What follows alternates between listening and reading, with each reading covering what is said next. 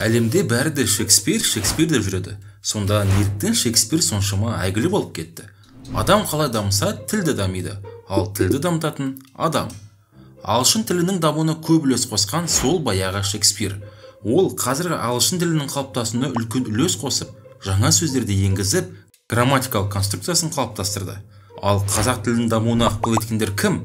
Бүгінгі шығарылымда қазақ тілінің дамуына ықпал еткен азаматтарды айтып өтемін.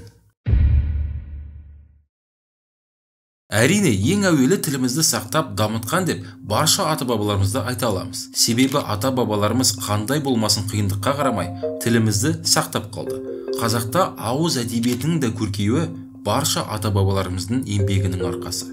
Жекелі адамдарды айтатын болсақ, тілімізді көркейткен азаматтар жетерлік. Сәкен Сейфуллин, Шәкәрім Құдайбердіұлы, Мұхтар Әуезов, Ыбырай Алтынсарин, Ислам Жарылғапов, Бердібек Соқпақбаев, Рабиға Сыздық және тағы да басқалары. Ал осы шығарылымды бүгінгі күні аты халыққа тарай қоймаған Ғұмар Қараштан бастағым келеді. Ғұмар Қарашты Алашорда партиясының молдасы деп атайды. Ол 1911-1913 жылдары Қазақстан газетін шығаруға атсалысты. Кейін Қазақ газетінде, Мұғалім, Айқап журналдарында, Дұрыстық жолы газетінде өз мақалаларын жазып отырған. Ғұмар Қараш ұлт идеясын көтеру мәселесін жүйелі түрде жазған қаламгер. Араб, парсы, түрік, татар, башқұрт тілдерін жетік меңгерген. Оның бізге қалдырып кеткен еңбектерінде қазақ тіліне жаңа серпін бергендігін замандастары да байқаған, біз де байқай аламыз. Отанға, ұлтқа қызмет ету жоғары мансапты яки бай адамдарға ғана міндетті емес. Ниеті, ықыласы дұрыс болса, жай орташа адамдар да отанға қызмет ете алады. Әр кісінің өзіне тиісті борышы бар. Әркім шамасы жеткенше қолынан келген істі атқарса болады. Жай адамдар өз міндеттерін адал атқарса, ол күрделі, ұлы істердің бітуіне үлкен септігін тигізетін болар еді. Ғұмар Қараш, отан және ұлт реформасы мақаласынан.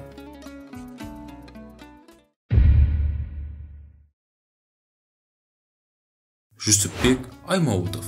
Жүсіпбек Аймауытовты қазақ әдебиеті қалыптастырушының бірі деп танимыз. Оған қоса Жүсіпбек атамыз 1917 жылдары алған оқиғалардан кейін тілді тазартуға көп еңбек етті. Ол жылдары тілімізге басқа тілден көптеген сөздер сіңіп кетеді. Олардың қазақша баламасын халыққа түсінікті, ыңғайлы етіп жеткізу керек еді. Мысалы, ол кезде халық одақ деген сөзді емес, союз деген сөзді қолданған. Кеңес емес, совет сөзін қолданып жүрген. Оған қоса 1920 жылдары мектеп бағдарламасы үшін қазақша оқулықтар шыға бастады. Сол кезде қазақ терминологиясын жетілдіру керек еді. Осы жолда көп еңбек еткен Жүсіпбек Аймауытов. Психология саласында қазақ тілінде ең алғаш кітап жазған да Жүсіпбек атамыз.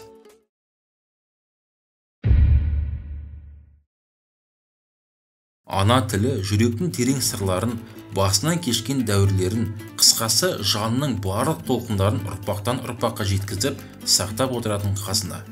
Жүсіпбек Аймауытов.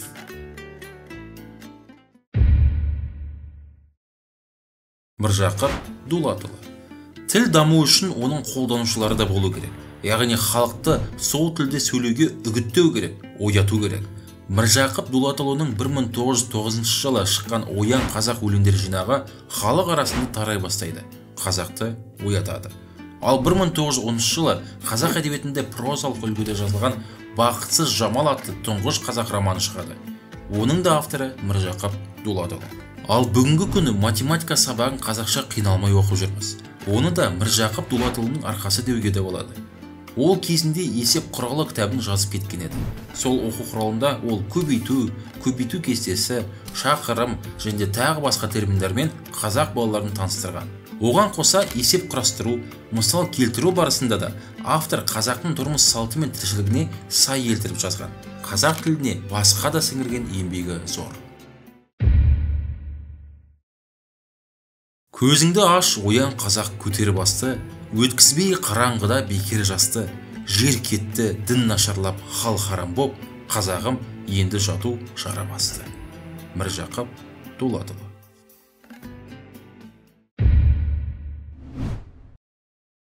Абай Құнанбаев. Абай қазақ өлең үлгісін жаңаша тұрғыдан байыта түсті. бірақ Абайды неліктен халық жақсы көріп кетті? Оған дейін қазақ поэзиясының өзінің құрылымы мен ырғағы болды. Абай қазақ поэзиясының жаңа үлгісін жасағанмен, қазақ тілінің ережелерін сақтап, музыкалық көркемдігін жалғастырды. Осыған байланысты да сол кездегі халық Абайдың өлеңдерін оқығанда жаңашылдықты байқаған, бірақ бейтаныс сезінбеген, қазаққа тән деп таныған. Абайды зерттей білсек, айтатын сөз көп. Оның поэзияға, тіл байлығына, қоғам сұрақтарына әкелген жаңалығы көп. Сол үшін де қазақ халқы ғасырлап Абайды танудан жалықпайды.